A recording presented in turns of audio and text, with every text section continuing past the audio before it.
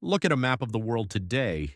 The borders you see, the straight lines cutting through the Sahara or the Middle East, weren't drawn by nature.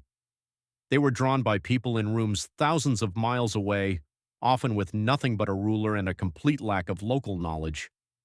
This is the story of colonization. It's a 500-year saga of exploration, exploitation, and the radical reshaping of human identity. Today, we're looking at how the age of discovery became the age of empire. It started with a mistake.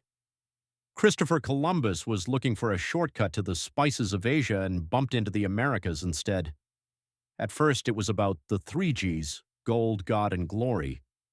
The Spanish and Portuguese led the charge, dismantling the Aztec and Inca empires. But they didn't just bring soldiers, they brought something far more lethal: disease. Smallpox and measles cleared the way for European settlement more effectively than any cannon.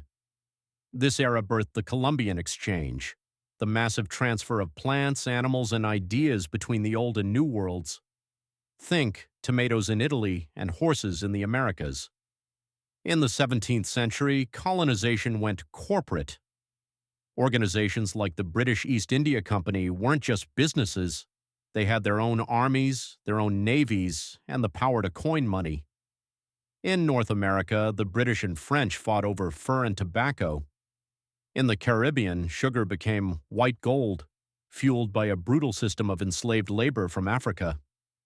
This was the darkest chapter. The Atlantic Triangle saw millions of Africans forcibly moved across the ocean to fuel the colonial economy. By the late 1800s, the second wave began. This was the era of steam and steel. In 1884, European leaders met at the Berlin Conference. The goal? To carve up Africa like a cake to avoid fighting each other over it. No African leaders were invited.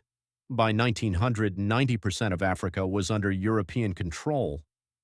This wasn't just about land, it was about imperialism, the total domination of a nation's political, economic, and social life.